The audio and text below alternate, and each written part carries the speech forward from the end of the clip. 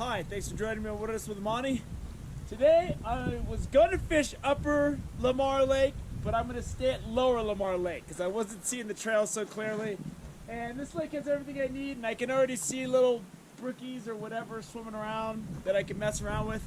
I got my spinning rod, but I'm going to hold off on setting that up. I got some jigs and some panther martins and stuff.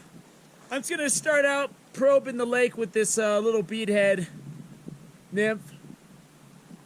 Little brown guy, and gonna go explore, but the wind's howling in this direction, so I'm gonna hike around and start fishing on the other side of the lake that has more wind protection because I don't feel like battling this wind right now. I'm tired and I'm just not in the mood. So let's go get some fishing and see if we can't catch a fish or two. Man, it might be 100 degrees down in Bishop, but it's cool up here. I was kind of sweating from the hike, and now I'm like, yikes. I want to get around to that less windier side of the lake, but I figure I might as well see if anything's hanging out around this outlet area. This wind is a bear, though. And I'm fishing about an 8-foot leader. And I'll let it sink, and then I'm just gonna give it a couple jerks.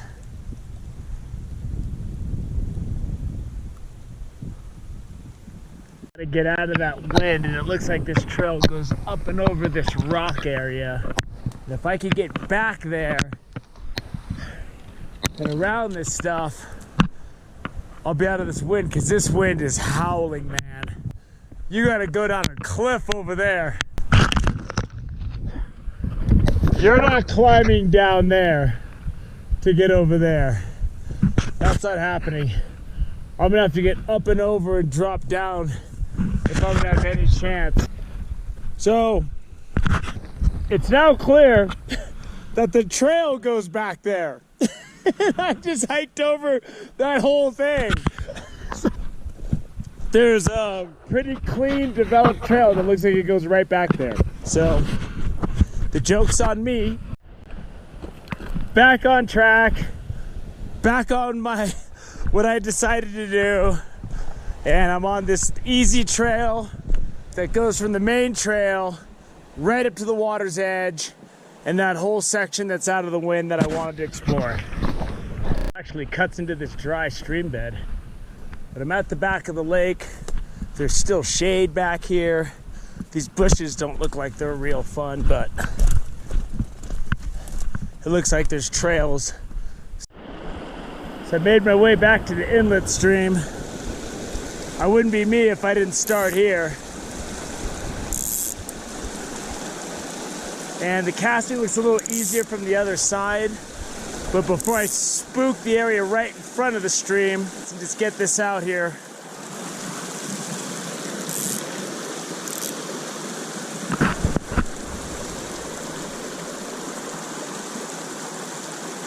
And I can see fish right in this front water.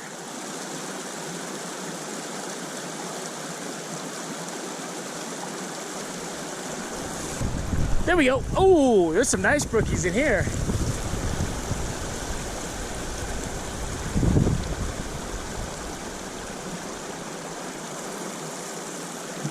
Oh, there's fish here. Oh, they're here. There we go.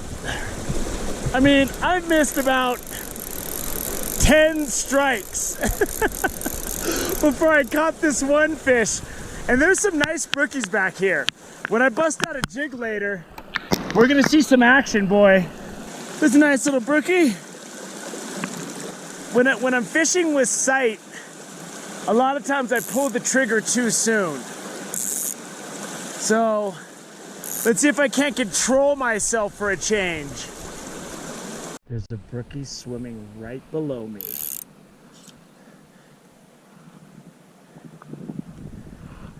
Let's see how eager he is. He's pretty eager.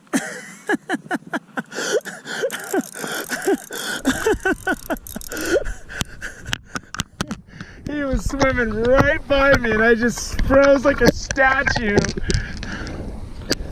Beautiful fish. Beautiful little brookie, but he's not that small either. He's nice for a brookie size. I mean, you get 5 of those, you're eating a nice pan-fried brookie meal, which brook trout are excellent. So a lot of times when you get that bead out there, when you get new territory, that's why I always keep moving. You'll get one shot. I'm gonna stand up on here like it's a casting platform. And the new fish will give you that one chance. They'll run up and they'll hit it right away. But if you miss that first shot, a lot of times they won't look at it again. There we go.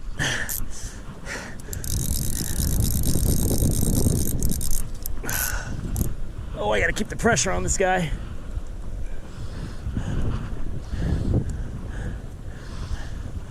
And, you know, like I just cast it to a new area. And as soon as it gets into that new area, they're gonna give you the chance. Yellow on the bottom of his jaw. Get it back out there. Same situation, just new stretch of water. They hadn't seen it yet. Once they see it, they get really weary. But when you throw that bead head at them that first time, they'll usually hit it. So I'm gonna keep moving and fishing that pattern. Close to shore, within 15 feet of shore, 15 to 20 feet of shore, right up to the bank, and deep and shallow. And I'm gonna be doing slight tugs. And we're gonna catch some fish today, I can tell. So this looks as good as anything. See if there's anything lurking. So I'm gonna fish. I'm fishing right on top of the drop-off. And we're gonna see if anything's cruising along. And like I said, when you get that new water, if there's something that hasn't seen it before, they'll usually take a swipe at it.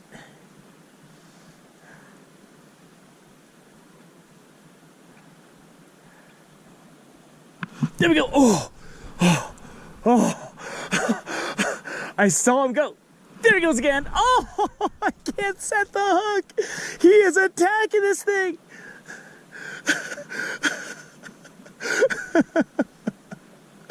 I mean, I saw the thing swim up and just crank it, and I somehow missed. When I can see him hitting it, it doesn't help me. I saw him swimming by, and he just saw that thing and just creamed it. And now they're totally scared. The lake like this, a lot of times you only have to walk a little bit down the shore to find some new meat.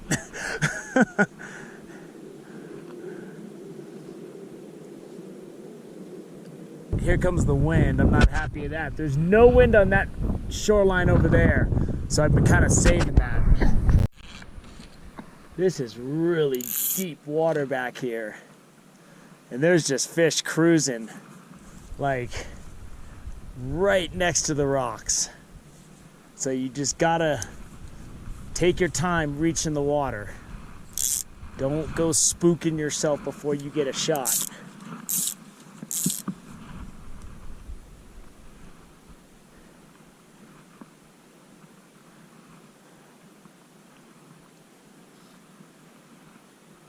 There we go. Oh, man. They are hitting with aggression and I am just choking. There's a dude right on the other side of this rock. And I saw him swimming by.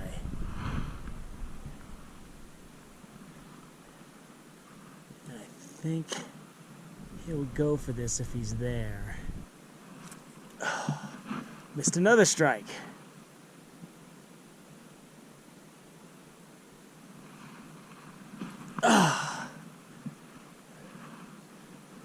There we go. I mean, I don't know how many chances I need, but it's obviously a lot. I had 3 fish trying to grab my fly, and I just kept choking and choking and choking. So, there he is. Whoop. Get him back in the water. racing towards it when I first threw it out there.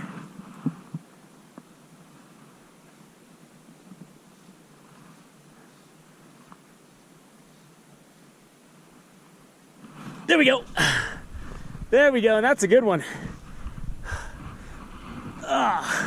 Now if I could just make it to the water without breaking my leg.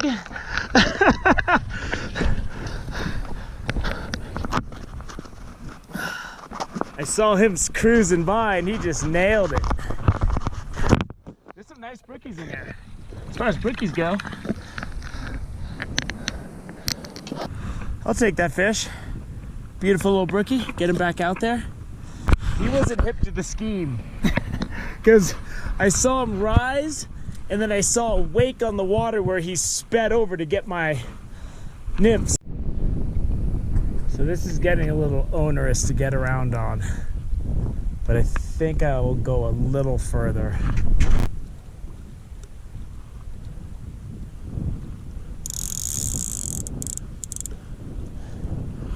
I lost the ability of sight because of all the chop on the water now. But I want to just hit this one little deeper section. There's just a couple of spots I still want to try.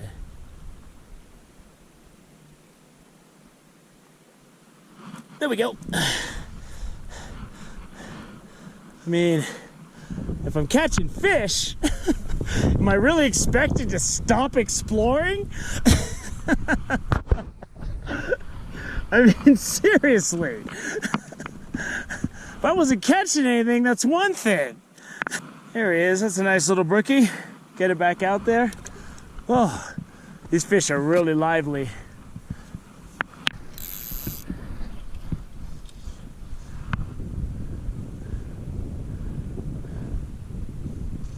See what we got out here. He cooperated without even much question. He just, like I said, if they haven't seen this bead head yet, they're on it. Once they see it, they're not gonna hit it again. That's at least at this time in this lake. Ugh. I just threw him back in. I was gonna show him to you, but it was just another little brookie. But I'm telling you, there's a bunch of them swimming around and I can't see them until they come up and go for my fly. But it's just one after another. Oh, I mean, they're just on this thing, man. I'm glad I made the extra little hike to this rock.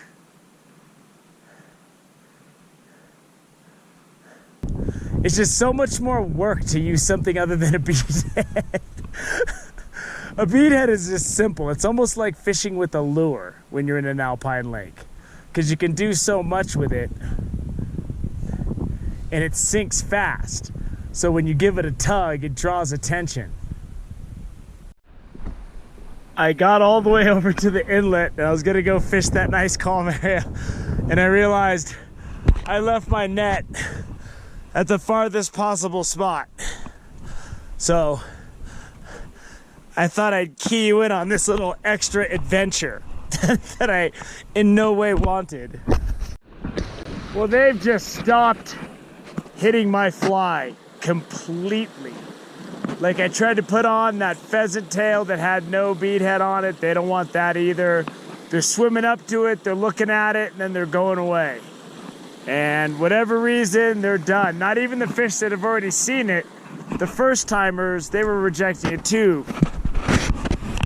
So I think it's time for me to go to sleep right here. Kick a couple of those rocks out of the way, put my head in the shade, let the sun warm me, and it's nap time, baby. So it was a lot of fun though. I caught a bunch of fish right off the bat, and I'm just tired. I didn't sleep good because I slept in my car, but in general, I don't sleep well when I'm camping or I'm up in the mountains. I always have a really restless sleep, and I usually can't sleep until the morning. And morning's when I fish, so I'm gonna go to sleep for a while, and then I'm gonna repackage things, put my fly rod away, and I'm gonna do some light action jig fishing. So I hope you enjoyed fly fishing at Lower Lamarck Lake. Thank you for joining me on Wilderness with Amani. Until next time.